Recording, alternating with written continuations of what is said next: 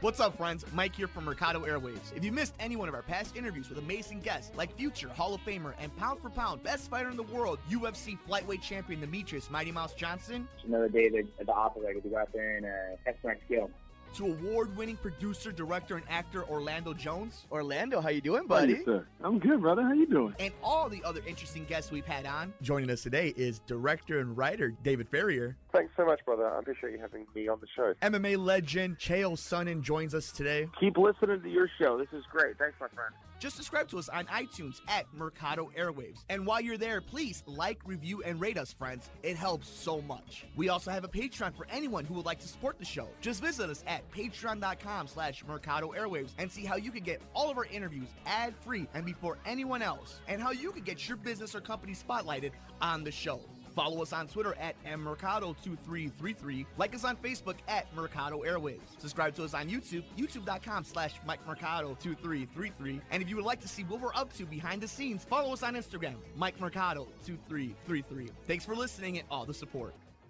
If you would like to support Mercado Airwaves, visit us at patreon.com/Mercado Airwaves. Find us on iTunes at Mercado Airwaves. Keep up to date with the show on Facebook at Mercado Airwaves. You can see all of Nicole's work at typingwhentipsy.wordpress.com. You can follow Alex on Twitter at Mercado21Alex. Follow Mike on Twitter at mmercado2333 and on Instagram, MikeMercado2333. If you would like to support Mercado Airwaves, visit us at patreon.com/Mercado Airwaves. Find us on iTunes at Mercado Airwaves. Keep up to date with the show on Facebook at Mercado Airwaves. You can follow Alex on Twitter at Mercado21Alex. Follow Mike on Twitter at mmercado2333 and on Instagram, MikeMercado2333.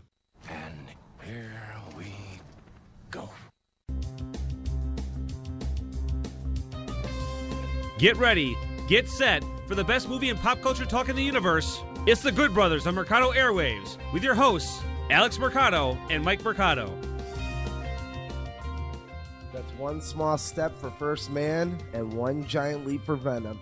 How's it going, everyone? I am Alex, that is Mike, and we are the Good Brothers. Mike, say hi to the folks. Hi, folks. It's hi to the folks, Mike. You ruined it. I apologize, everybody. Well, you can make fun of me and ridicule me on Twitter at mmercado2333. Alex is at Mercado21Alex. And, of course, we're everywhere else in the universe. Like us on Facebook at Mercado Airwaves. We're on Instagram. He's at Mercado2121. I'm at Mike Mercado2333. Subscribe to us on YouTube at Mercado Airwaves Network.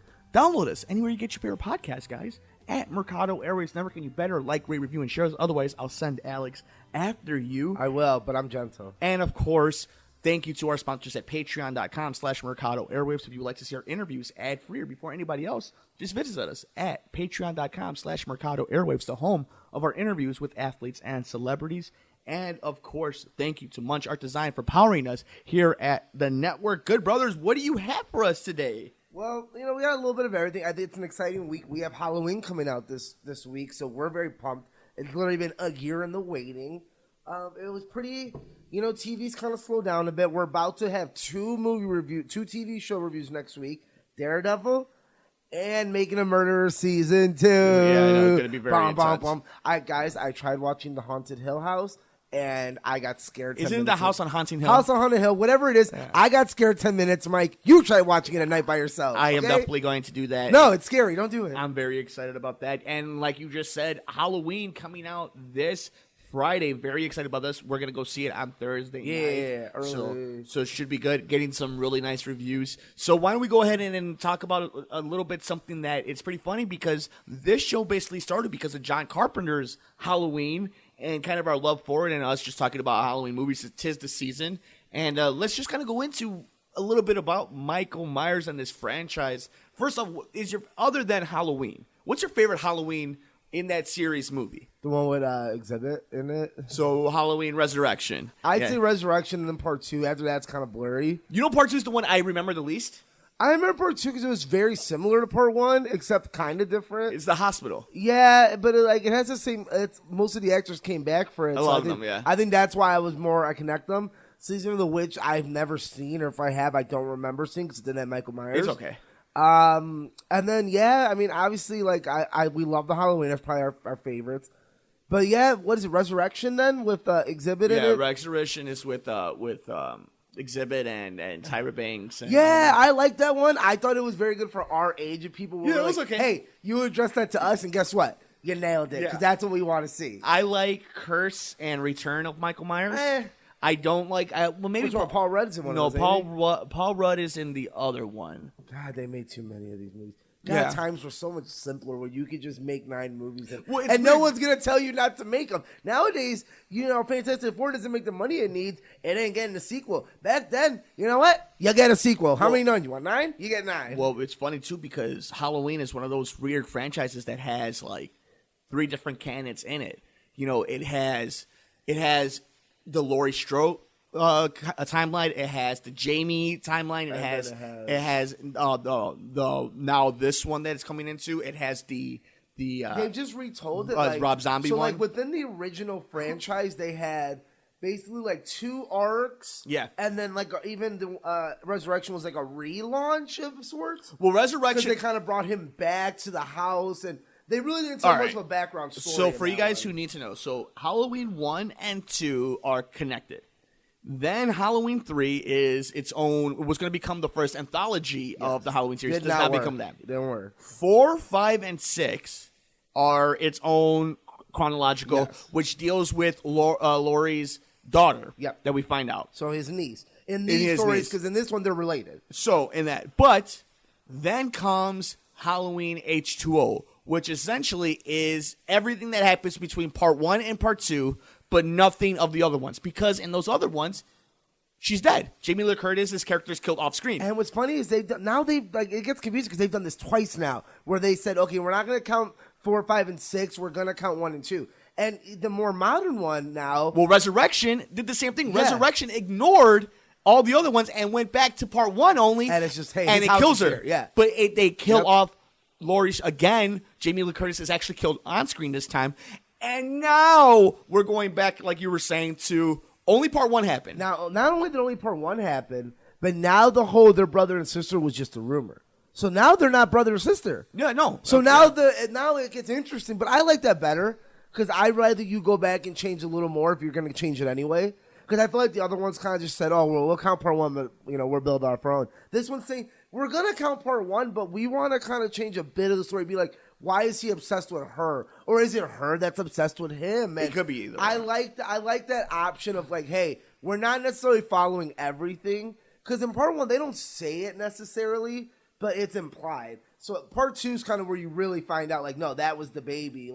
So you could technically go back, and if you just watch part 1, I know the beginning is kind of confusing because it does connect them a lot. You can get away with this. That's how this movie's doing it. They can get away with it by ignoring part 2. Well, yeah, because essentially only part 1 has happened. Only Halloween has happened. It's funny because they're keeping the name Halloween, so it's just Halloween and Halloween. I would call it Halloween 2, but I guess that doesn't work. I actually like it better because it's just one story. It's just Halloween. And then Rob Zombie made 2 himself, and that's that's the multiverse of the Spider-Verse. That's like Fox's, I guess. One of the greatest lines I heard about it is, Rob Zombie got his inspiration based off of a throwaway scene of matches in Halloween 1 and made a redneck version of it. And it's very true. It's the Halloween 1 and 2 Rob Zombie versions, while I don't hate them, are definitely just what happens when you let a kid play with a toy chest of his favorite things and just kind of go wild on it. I'd say that as a show, we will defend part 1.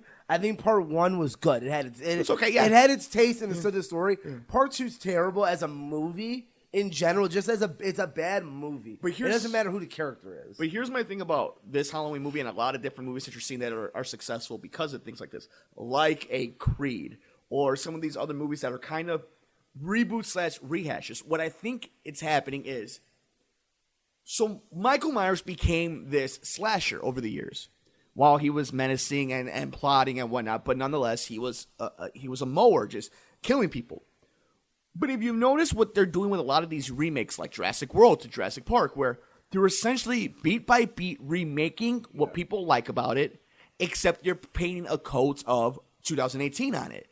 So if you listen to people talk about this Halloween movie, it's literally probably verbatim just John Carpenter's Halloween. But here's where I get mad at some people. So Halloween is the king of horror tropes because it's one of the first ones. A lot of the horror tropes that you see in scary movies originated from Halloween.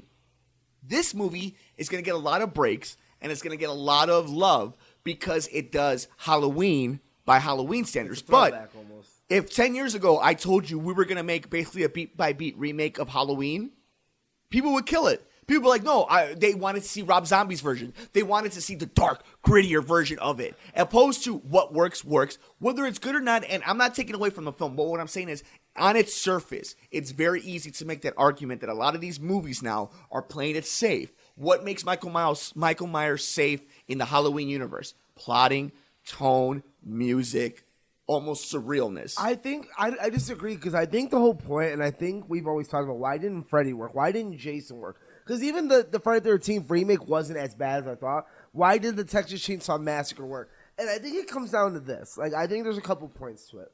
One, the reason why Freddy doesn't work is because Robert Englund's too good at his job. And he made that character unredoable to an and then they added too much background. But Freddy's weird because Freddy's more of a demonic thing. So, okay, put him to the side. Now you have Jason. Jason's always been kind of a joke. Because Jason wasn't even in his first movie. Spoiler alert. He's been to space. He's been to New York. Jason was always more of a comical, like, we'll put him in New York or we'll put him in hell. So, you know, the difference in Michael Myers is even his bad movies weren't bad because he did something stupid. They were bad because they were badly written or bad tropes. But the character of Michael Myers has always been the same. And I like that. I think that's why I can forgive Michael Myers more than any of the other ones. Is because the character has never changed. In 4 iterations we just went through the history, he stayed the same. And maybe that works with Texas Chainsaw Massacre because one, those movies were a little older, so we already kind of forgot about it. And these kind of characters that don't speak and are either over violent or over boogeyman-ish, where they're just in the shadows, they can work by different actors. Like, I couldn't tell you the same guy that played Michael Myers, and I hate to say that because it's like the Chewbacca argument. Like, that guy did do a good job.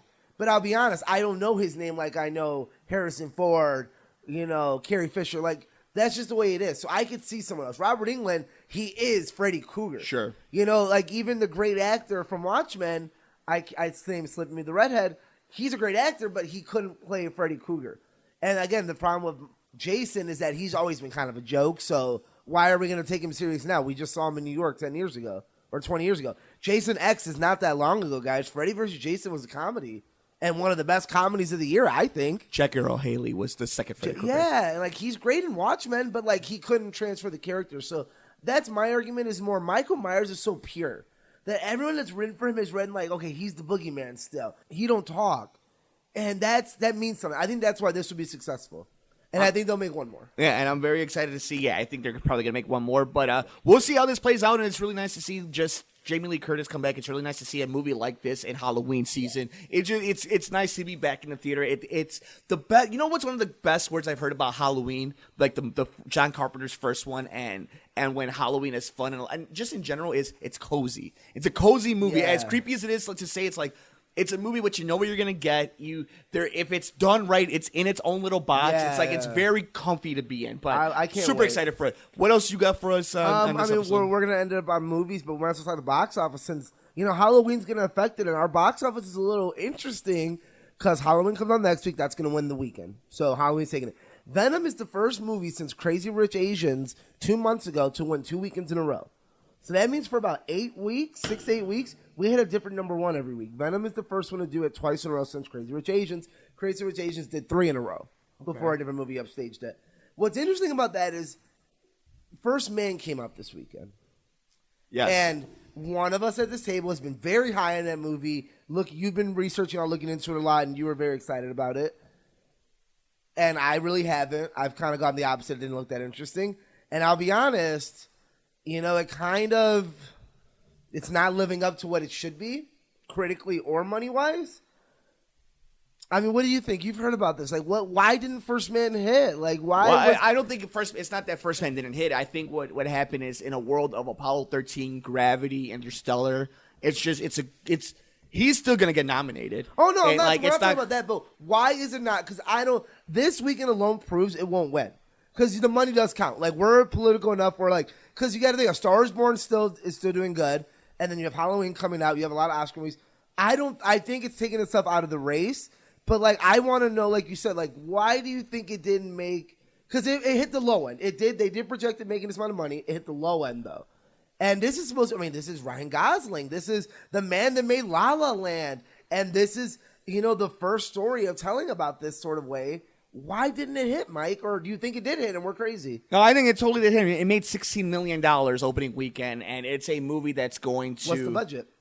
The budget... Decent, right? $59 million. But a movie like this should make around 30. Stars Born made 45. Yeah, but A Star is Born has made...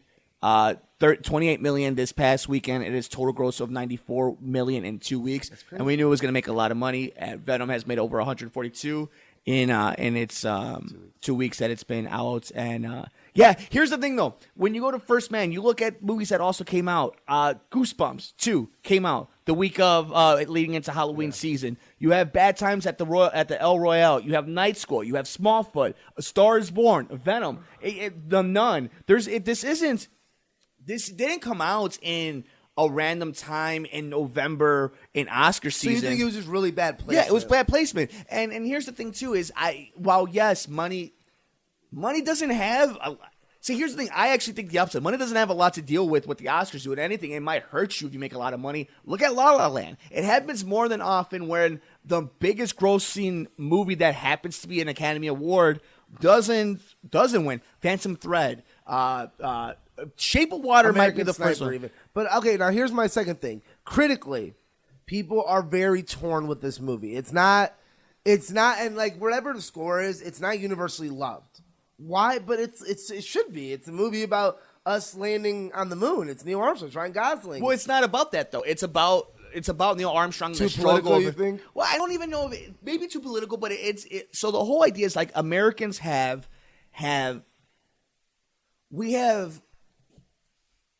we have made going into space, which it should be. I mean, obviously, it's going into space as this like thing that's world changing, and you should just be excited and whatnot. But in the movie, he talks about it, and there's a lot of interviews that it's like you realize when you're up there that what's really important is the planet, being down there with your family and friends. And a lot of this is more about him, the man, and not about the mission, and not about, is Apollo 13 a great movie, or should it a suspenseful movie with great actors in it? I mean, personally, I don't think it ages great. Me personally, like I know my dad loves that movie.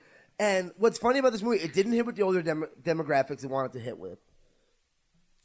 And I think it's very fascinating because political-wise, it doesn't know what it wants to be. Because part of it's like America rah-rah, but then it also wants to be, like you said, very much like, no, this is more human than that. Like, this wasn't about America. This is about a man. But it wasn't about America at the time, though. And I think people were upset that it didn't lean one way or the other. Because there was drama with the flag not being shown in the movie. Yeah. And there was drama the other way of them saying, well, you kind of made Buzz Aldrin an asshole, and you kind of made Ryan Gosling, kind of a pussy. And it's like, well, he made the movie he wanted to make. And I think a wartime movie, fine. I said from day one, I think it's a stacked year. Yeah. I don't think any of these guys come out winning. They're all going to get nominated. I think this proves that for a leading man, like, you do need to sell a little, and it's hard because I do love Ryan Gosling, and I think his acting is solid.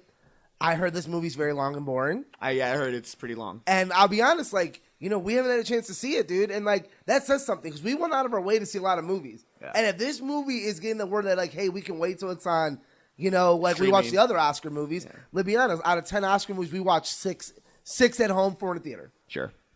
And this is one of those. And I think that made me sad because I really wanted it to come around and be like, man, I got to see it in the theater. And Lori came around, I'm like, it's what I thought it was. It's average. Well, it's excited. Average Oscar. I think the movie could be an average movie, and the performance could be amazing. And I think that's what you get in this movie. And quite frankly, at the end of it,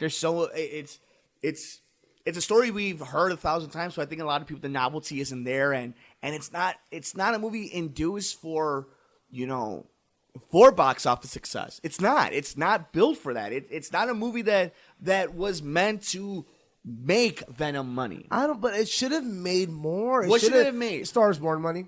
It should have made $30 million. How do you compare a musical movie that not only has the momentum of the critics loving it, but then it has Lady Gaga fans? Well, no, I agree. Like, you're right, but I hate that you're right because in my head, I'm like, Ryan Gosling, the director of La La Land. Like, these are big things like that. And the story of the first man on the moon, like at the IMAX, like you're in your head, you think it should be that way, but it just wasn't. And like, you're right. The reasons you said right, the date was wrong.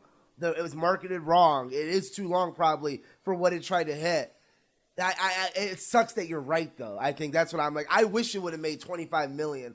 60 million is not great. It's not. And I think people were like me where they were hopeful that like, hey, people will come to see it's space. Like why wouldn't you? You saw Gravity, you saw Interstellar, but I guess some people sell more than others. And I think that it comes down to, like you said, it's just stacked right now. And next week's going to be even harder. Well, this coming up week, we have Halloween, we have The Hate You Give. So it's going to be 2 movies that rock it. And for all those who are wondering, on the Rotten Tomatoes meter right now, First Man has an 88%, but a 62% audience score. I suggest you guys go back to last week's episode of The Good Brothers, where we kind of talk a little bit about the reverse of it, the difference and the split that's happening between audience and critics. And right now, top box office, we'll go top 5, and that is Venom at number 1, making 35 million. A Star Is Born making 28 million.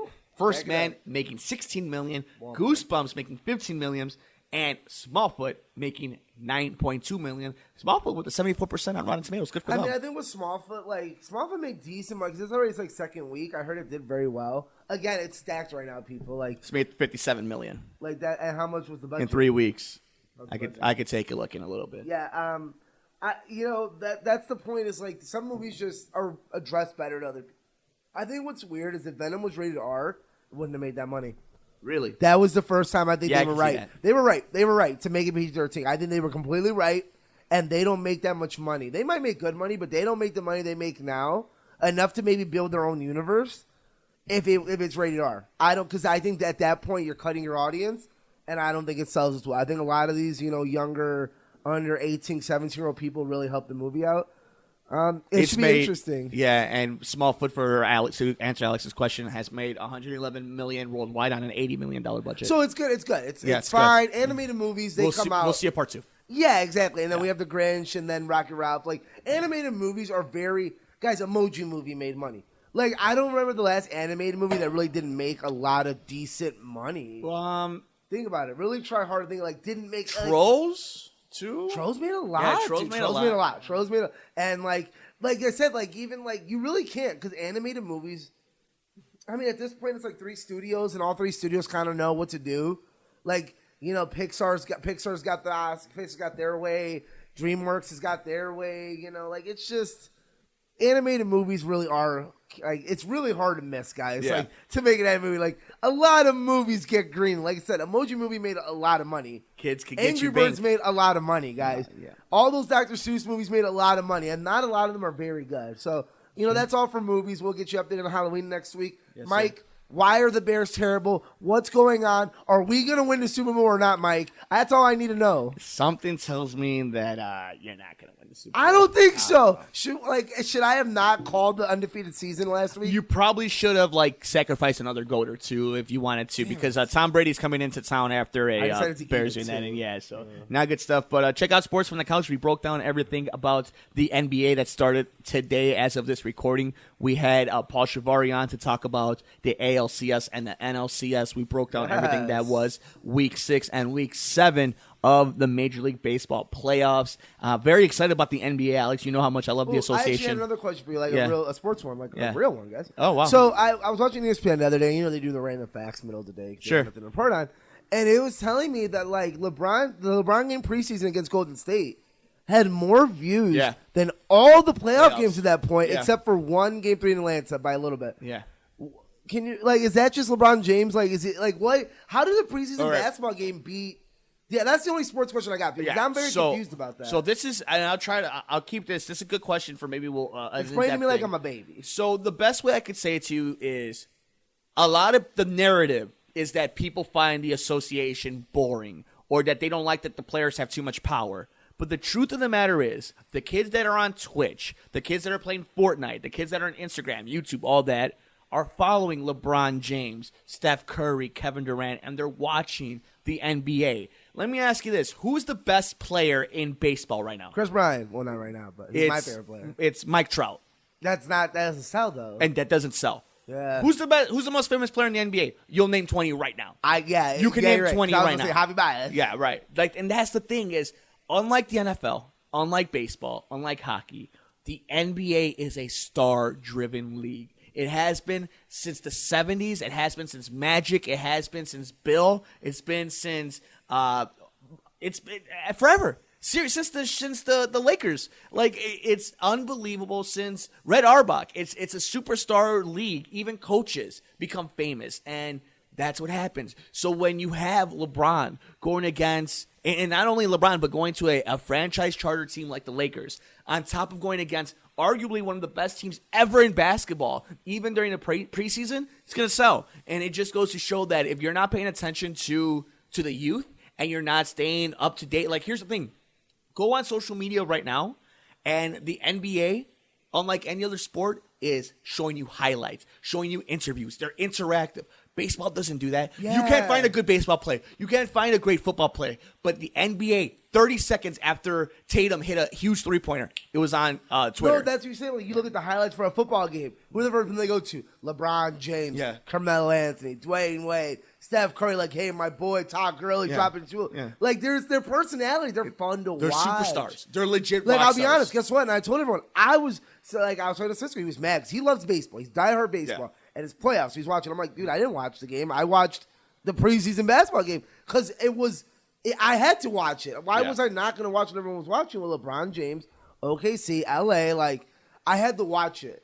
And I agree with you. Like, baseball's losing. Like, it's not the pastime. And it's much more regional sport, too. It's definitely much more like if your team is in it, you're much more to watch it. But are you going to go sit up there and you're going to watch the Atlanta Braves play? I do because it's my job. But, like, I understand that the average person in Chicago rather watch LeBron James. They rather watch right now. There's an ALCS game and an NLCS game going on right now. But you'd rather watch Philadelphia versus the Celtics or the Thunder versus the Golden State Warriors because you know you're going to see a bunch of superstars do it, and it's opening night. The quality is better. The personalities are better. The pre-shows are better. Oh, the post-shows I'd are better. Rather watch Barkley and Shaq talk than I couldn't tell you who talks on the baseball ones, man. So it's crazy times. But we broke that all down. But you know how much I love basketball. That ball's life. I really believe that it's one of my passions is the NBA, and you can follow us all on Sports from the Couch, and we'll be breaking it down. We'll be talking about Bulls. We'll be talking about the NBA,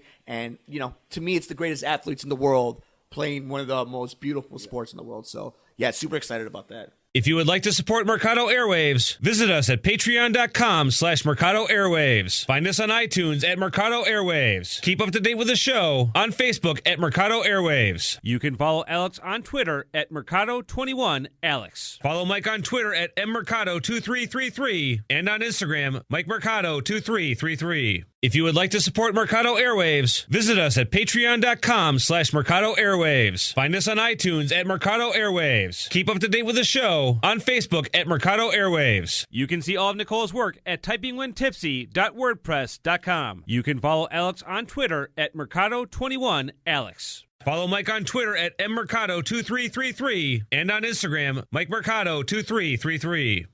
What's up, friends? Mike here from Mercado Airwaves. If you missed any one of our past interviews with amazing guests like future Hall of Famer and pound for pound best fighter in the world, UFC flyweight champion Demetrius Mighty Mouse Johnson, Another day at the operator to go out there and test my skill.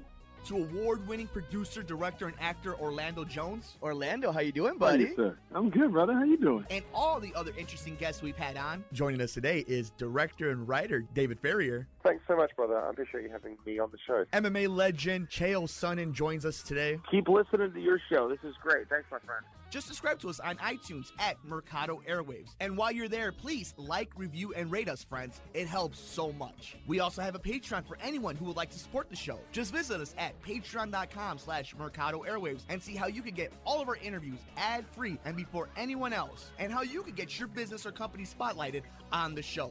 Follow us on Twitter at mmercado2333. Like us on Facebook at Mercado Airwaves. Subscribe to us on YouTube, youtube.com/MikeMercado2333. And if you would like to see what we're up to behind the scenes, follow us on Instagram, MikeMercado2333. Thanks for listening and all the support. We're going to move on to, I guess it's kind of sports / we're going to move to WWE. But we're not going to talk about WWE. We're going to talk about the drama with Crown Jewel. Yeah, let's do this. I think we should because we'll state the facts. Like, the facts are WWE has a relationship. I think it's a 10-year relationship with Saudi Arabia Prince. Yeah. for shows, and they made quite the penny. So do you know what essentially what's happened for all the who are left in Well, the yeah, dark? that's what I was trying to set you up for. So basically, they have a deal. They're making a lot of money. People, when I say a lot of money, I'm talking like a lot. Like more than they would make at WrestleMania, more Yeah. than they would make at almost Fox deal level for 10 years. So that's why they're in bed with them. Like they're bringing guys out of retirement. Like this is very important to them. Now, Mike, tell people why it's an issue now. So the journalist went to the Turkish consulate and was trying to get a marriage license. And apparently the Saudi prince, who has had problems with him, set out to interrogate him. And there's a lot of stories that went out there, but essentially his family waited all night for him, and he was never there. So essentially they set him up, they took him, and he was suicide or murdered or disappeared, and they haven't found him. But the story goes that they interrogated him, they killed him, and then they used a bone saw to cut him up into two pieces and put him into two separate luggages. And that is a thing. That is a fact. A U.S. journalist was killed in Saudi Arabia. They can spin it any way they want. Yep. You could say whatever you want.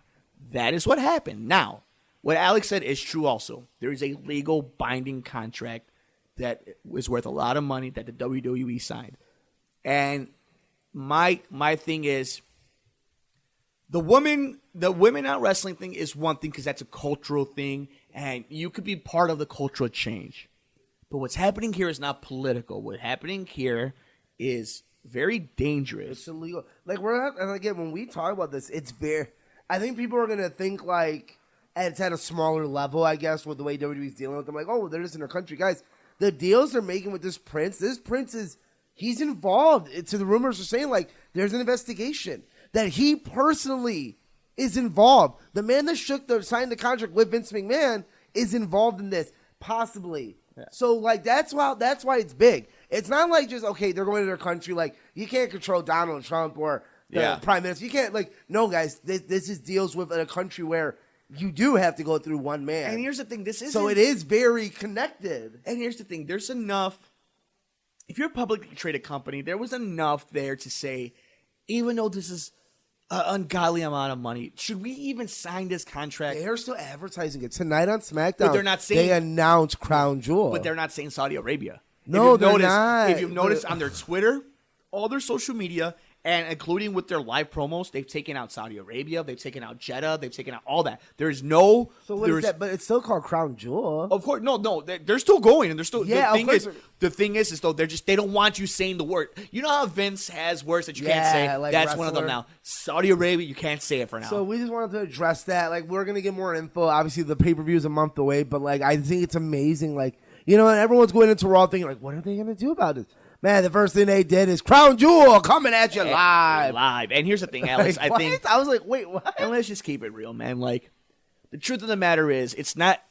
Yes, they're a publicly traded company, and yes, they do a lot of good, and yes, they play the image of philanthropists. And while if you're gonna play the part, make sure you go all the way. You gotta go 100%. Like you're breaking kayfabe quite a bit. But with that being said, it's not their responsibility, and they have a job to their shareholders.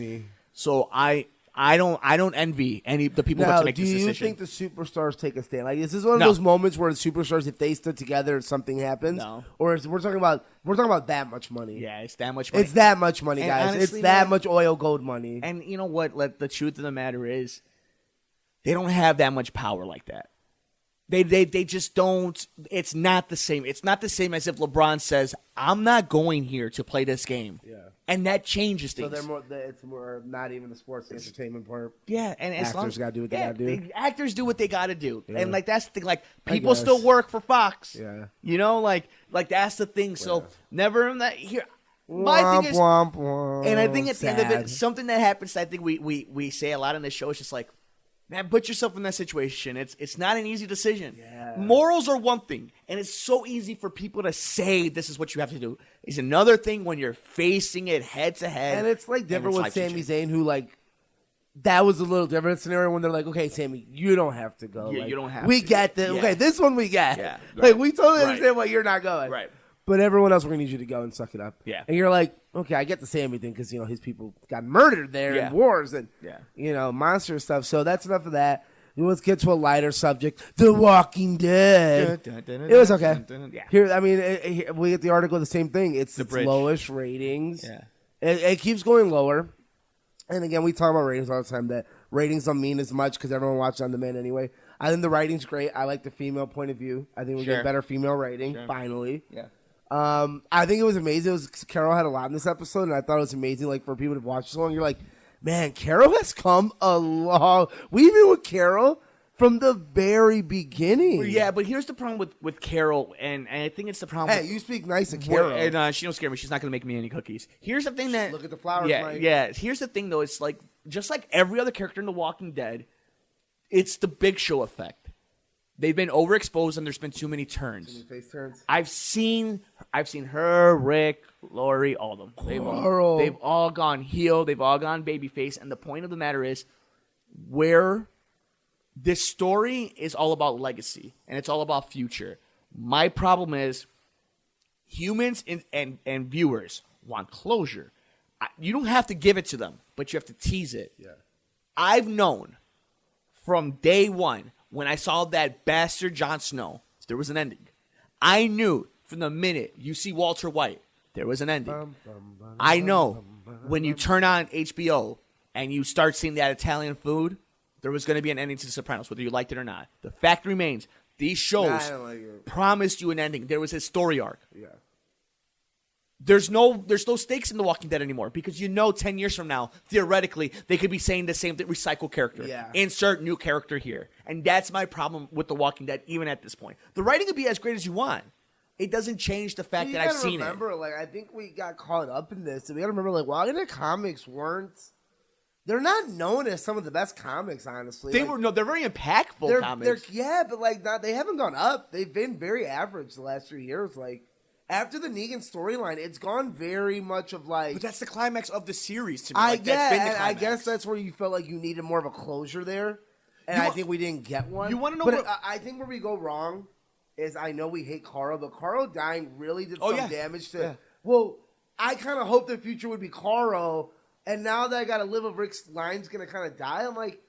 That's kind of a waste. Like, I feel like I got cheated. Like, the lineage is gone. Now the lineage is gone because that ain't his baby. That's Shane's baby. Yeah. So, like, unless Shane comes back to Ghost Dad. Oh, my God. Ghost Dad the baby. Ghost Punisher. Oh, my God. Ghost Punisher. Love yes. It. Never mind. Walking Dead is fixed. But I think at the end of this, the only thing that you could say about The Walking Dead is, while it was out at its peak, it was great. And I think a lot of shows suffer from this. Everybody knows I have no apologies. I'm a CW fan. Oh my God, you probably nutted over that stupid picture of them wearing each other's It was great. It was great. I cannot wait for Elseworld. Some of my favorite comic books are Elseworld comics. But here's the thing is, it happens to any show. Is Supernatural, to me, is the greatest story of, it had a clear-cut story arc that had a middle, beginning, end. And once it reached it, it then said, cool, everything is in the bank. Now we're just going to say whatever stories we want to say.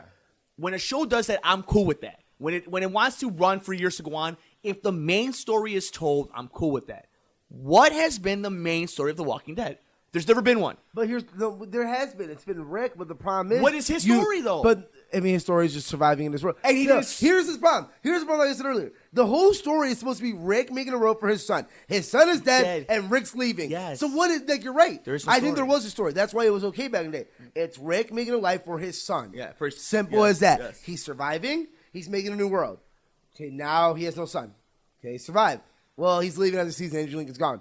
Well, what the hell are we going to do now? Michonne's cool, but she's halfway out the door with Wakanda. And that's my point is, even when you want to say it was about Rick trying to protect Carl, the fact remains that even that was wearing thin, and that was only so much in there. So to me, even if it's going to last for another 10 years, it never had a storyline. It's never had a storyline. It's had bad guys. It has zombies. So, yeah. What else you got? So TV-wise, obviously basketball's back. That's fun.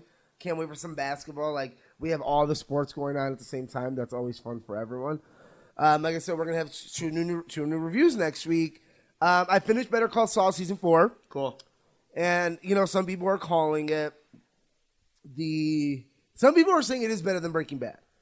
And to that, I say wrong because Breaking Bad had Aaron Paul and oh my God, Walter Bryan Cranston, Bryan Cranston, yeah. and Bob Odenkirk. So you had all three. Like you can't say this one's better. I'm like, what? That one had Saw and the other guys, but I do think the writing is like the writing's better in it's beautiful. But that's because Vincent but Gilligan. like here's the two things why it's written differently. It's because imagine if Breaking Bad was only written from Walter White. You didn't get any Jesse. You didn't get any Skyler. You didn't get anyone else. Any Hank.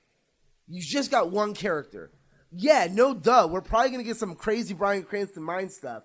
But I'll say that's a negative for Better Call Saul sometimes when you don't have a lot of characters. Because you always have, this show's about Gus, Mike, and Saul. Yeah. And a couple of their families and whatever. Yeah. And the other one had, again, Bryan Cranston, Aaron Paul, Bob Odenkirk. Like, there was more. You had Mike, you had Skyler. Like, this one can afford to do it, but I do think it drags a bit sometimes. Because, like, around episode 6, 7, you're like, okay, they're kind of killing time till we get to the ending arc. Like, I do like Mike. I think Mike's my favorite part of the shows. It's a must-watch. It's going to be on Netflix in a few months.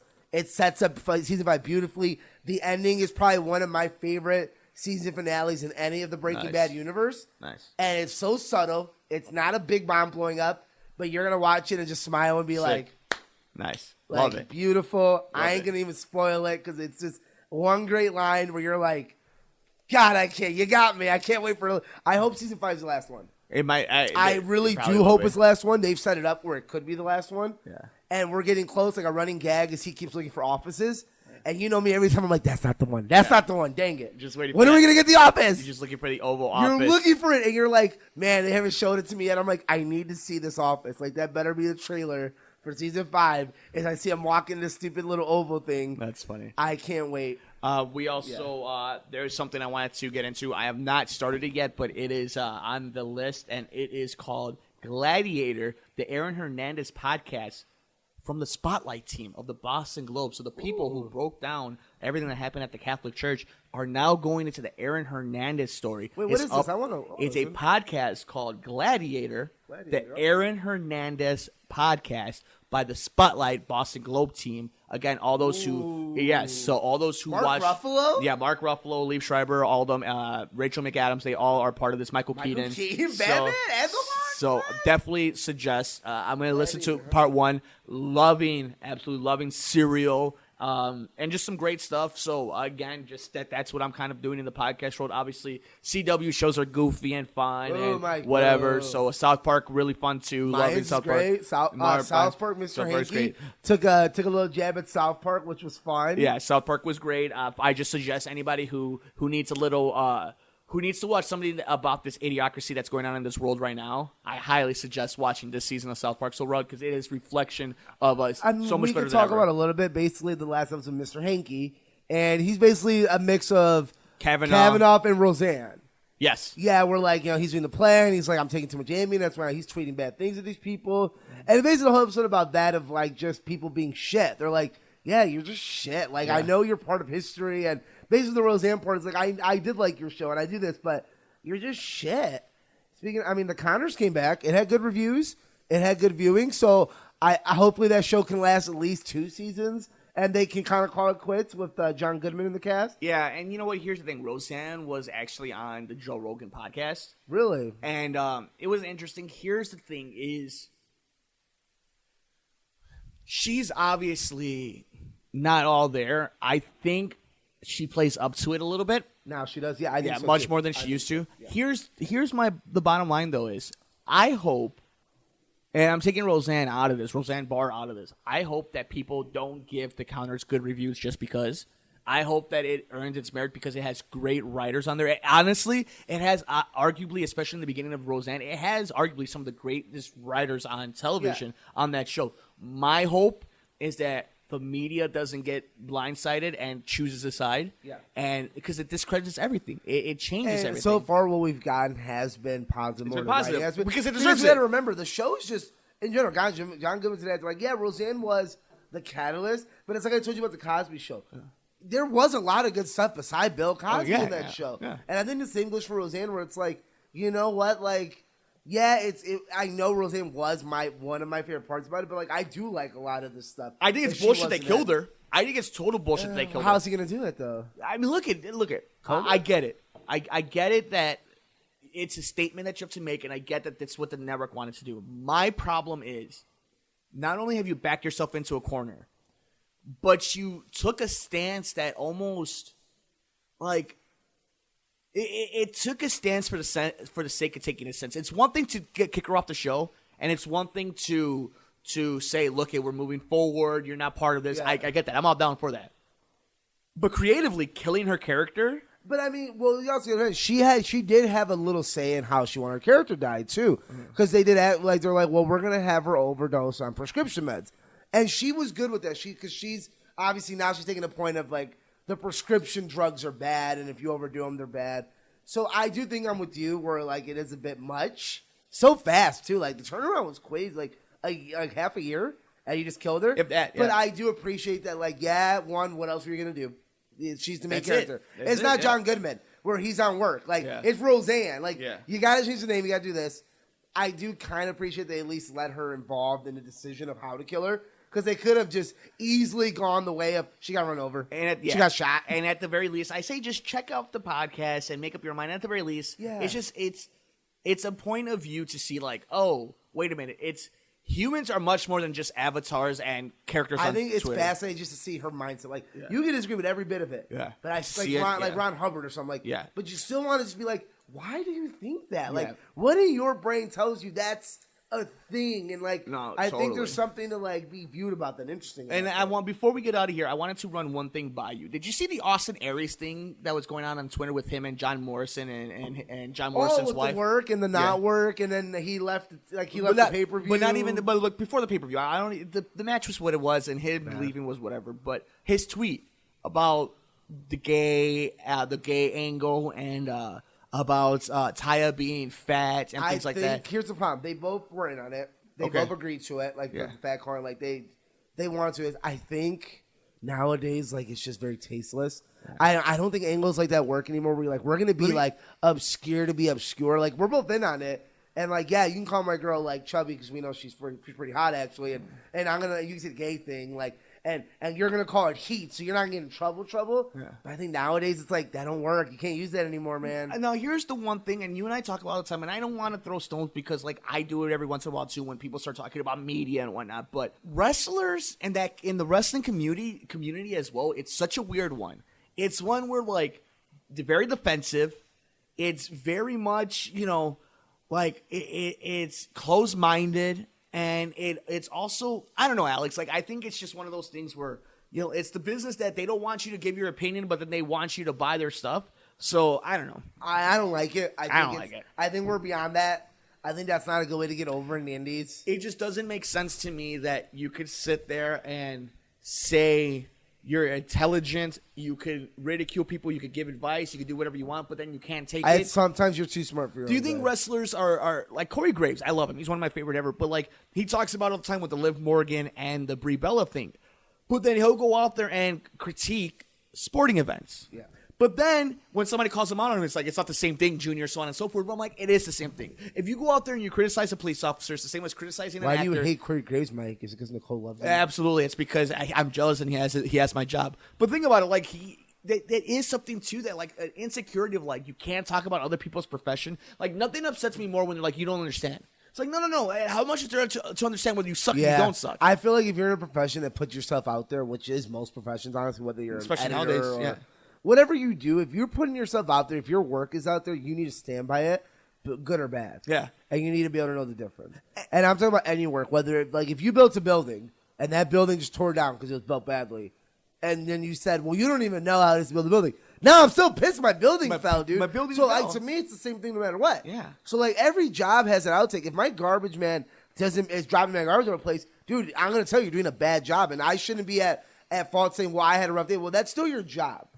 And you can't make excuses like that. I agree. And I understand, though, if then you come out and you're like, guys, this is why these things happen. This is like almost explaining it, talking to people, trying to make people understand, opposed to saying, you'll never understand it, you won't get it. That's obnoxious. It's obnoxious because it's like, you know what, dude? I could pay $200 and I could learn in an hour. I can try to understand at least, and I will understand to them. Even if it's minimum, I will understand the minimum. But that's not all of them. It's just something that I thought of because, for all those who are part of the geek community, you see a lot of people on both sides when it comes to, for example, the Collider Schmodown stuff.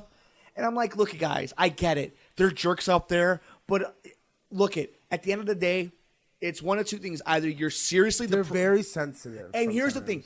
I understand that some people use social media to use that platform to express that it's okay to feel sad and depressed and whatnot. And then sometimes I feel it's like you're just grabbing at straws now. It's like if you're in a competitive realm, people are going to shit talk you. Yep. And guess what? It's not going to be nice. And it's going to suck. And to be honest, most of the people that are complaining about this aren't the ones that can take it. No. They're the ones that shit talk a lot. Yes. And then they're mad the other way around. Like you said, Clyde's a good example. There's a lot of good people over there.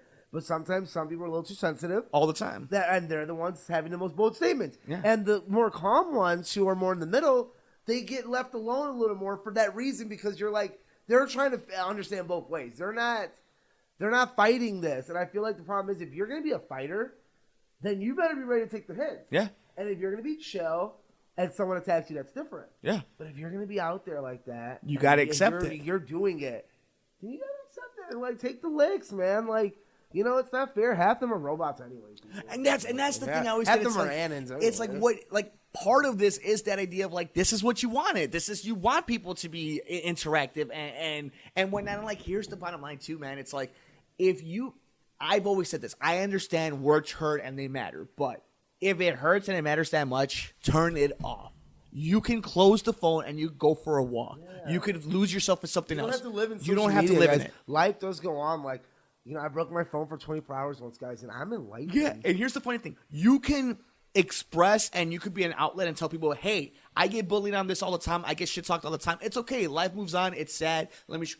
But when you're writing 5 pages of why it upsets you that you're getting bullied on Twitter, you spend more time doing that than just turning off the damn app. You're not helping the cause. You're just, and I get maybe sometimes you just need someone to listen to. But then you put your coworkers in a bad spot. But when you do it too much, when you do the extra stuff, it's one thing to want to just get your opinion out there. It's another to drill it down and then not expect the repercussions. Yeah, but it's just something like I'm not saying I'm right. I'm just saying it's something. Let's be honest, Mike. All the bad comments you get are from my from you accounts. And from you. Yeah. So my bank account. Cool. All right, Alex. Who's Lex Mercado? And yeah, that's true. And for all you pop culture nerds too, check out my Twitter at mmercado2333. Boss Logic and myself, along with Santa Monica Studios, we're all tweeting back and forth.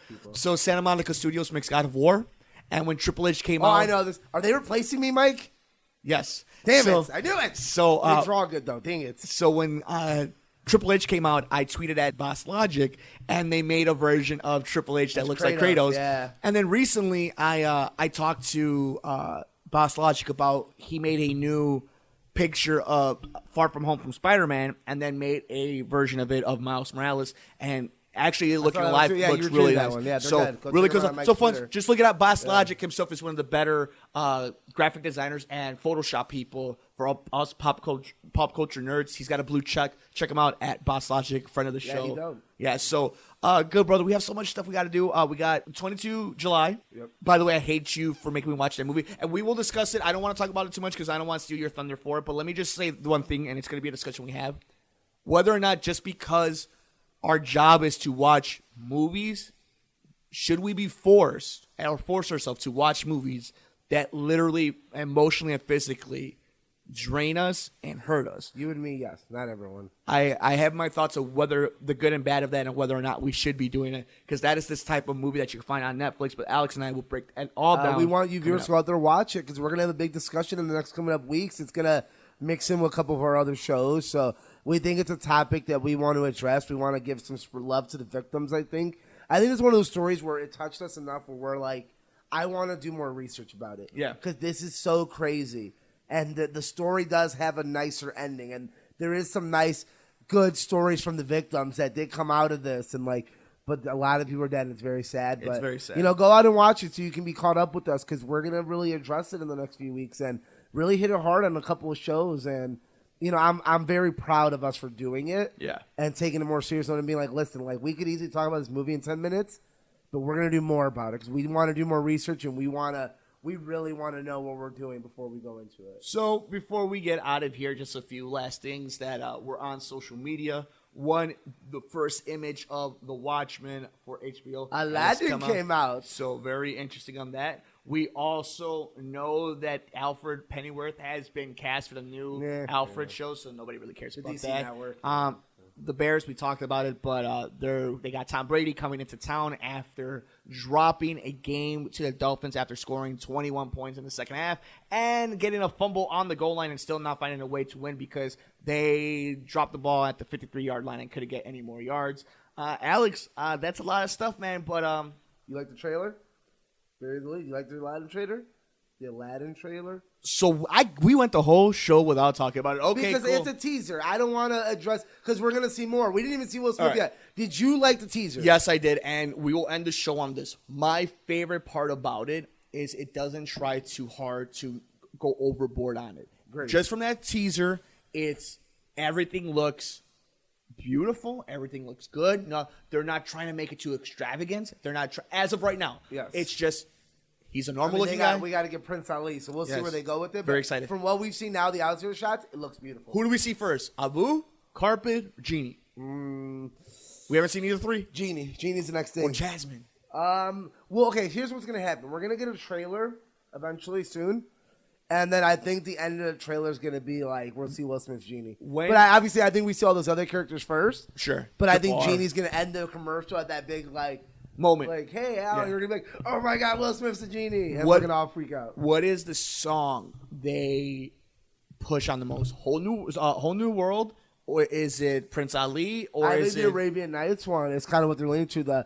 Don't come on now. Yeah, Arabian Nights. The Arabian Nights. The Robin Williams version. But I miss Robin we'll so see. much. We'll see. There's a few ways they're gonna lead on it. God, I love Aladdin. I think Jasmine is gonna be the first person we see in the next trailer. We've seen Iago from pretty good. We've seen Aladdin. We've seen Jafar. And we've seen Jafar from far. Yeah. Because I got to see him in the front. So that's cool. I think we're gonna see a little bit of everyone. I think the next commercial we get like a little snippet of everyone, and it ends with Genie, obviously, because like we're gonna get all the scenes without him. Maybe a little riff raff, street rat. Yeah. I don't buy that. Are they unlike a lot of different ones? Are they using a lot of the music in this one? I heard they're using most of it. I heard they're using most because I know obviously Lion King decided to add one or two. Yeah. And I think this movie was the same. Jungle Book didn't have Jungle Book used only two of the songs. Yeah. Only used Walk Like You and Bare Necessities. And they really used them in different ways. Like honestly, only Walk Like You was really like in it. I think this movie's kind of leading towards half that. of Aladdin is literally the music. I mean, but you got to think I know we're gonna get a whole new world. I know we're getting Friend Like Me. I don't know. I think we're getting Prince Ali. They said because I know that filming was crazy that they had to do with all the extras. Yeah. So I know we're getting all those. So I think we're getting pretty much like all the important ones, which in Aladdin's all of them. Well, and Aladdin's my favorite. I mean, it's not Mulan where they're like, we're not doing any music. Where I'm like, well, I like the music. Yeah, Mulan has one good song. But I really, does. Hey, yeah, I'll make a man out of you it's too, great. dog. Yeah, it's one of the best songs I just ever. see that, and I'm good. But Aladdin may be my favorite Disney movie, so I'm super I excited agree. for It's this. my favorite Disney So, movie. good brother. Is that it? Are we gone? Am think- I flying away? Zoom, zoom away. I think you just got on I'm not going a magic anywhere. carpet and you just dipped out on us. I am definitely the diamond in the. It's actually a Jeep Cherokee. Yeah, there it is. I am the diamond in the rough. You're not the diamond rough. So You were told. you can Mike, find you're my Alex, monkey. You can find Alex at Mercado21 Alex on Twitter. I'm at mmercado2333. We're on Instagram. He's at Mercado2121. I'm at Mike Mercado2333. You can follow Nicole at both at Typing When Tipsy. Like us on Facebook at Mercado Airwaves. We're on YouTube, Mercado Airwaves Network. Go to patreon.com and you can get our interviews ad-free and before anybody else with celebrities and athletes. Just visit us, patreon.com/Mercado Airwaves. Download us anywhere you get your favorite podcast at Mercado Airwaves. Please like, rate, review, and share it. It means the world to us. Do it now. A huge thank you to Munch Art Design for powering us here at the Mercado Airwaves Network.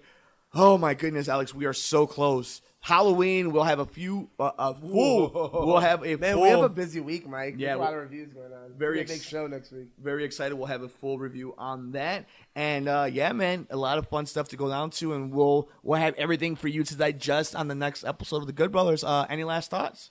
I can show you the world. Alex, stop it. You're serenading me. I'm blushing. I know, Mike's getting turned on, people. We gotta go. And I'm Mike Mercado. We'll see you in the next episode of The Good Brothers here on the Mercado Airwaves Network.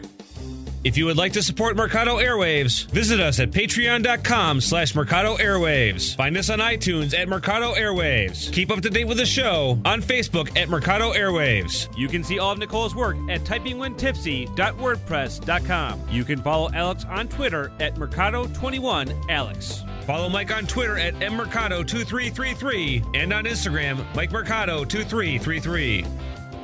Thanks for joining us here on The Good Brothers, here on Mercado Airwaves.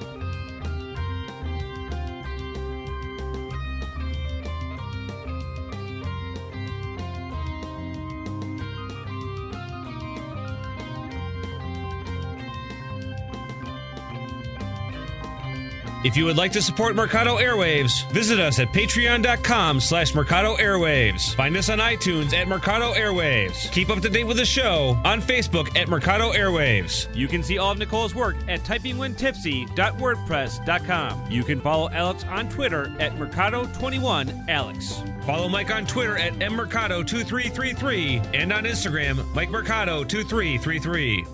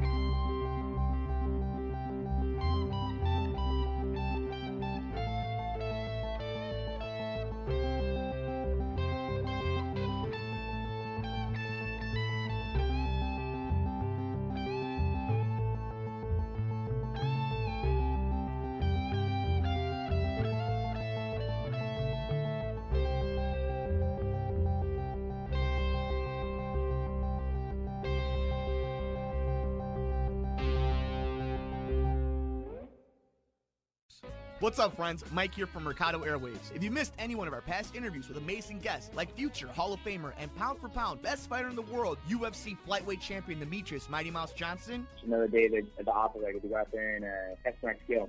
to award-winning producer, director, and actor Orlando Jones, Orlando, how you doing, How are buddy? you, sir? I'm good, brother. How you doing? and all the other interesting guests we've had on. Joining us today is director and writer David Ferrier. Thanks so much, brother. I appreciate you having me on the show. MMA legend Chael Sonnen joins us today. Keep listening to your show. This is great. Thanks, my friend. Just subscribe to us on iTunes at Mercado Airwaves. And while you're there, please like, review, and rate us, friends. It helps so much. We also have a Patreon for anyone who would like to support the show. Just visit us at patreon.com/Mercado Airwaves and see how you can get all of our interviews ad-free and before anyone else, and how you can get your business or company spotlighted on the show.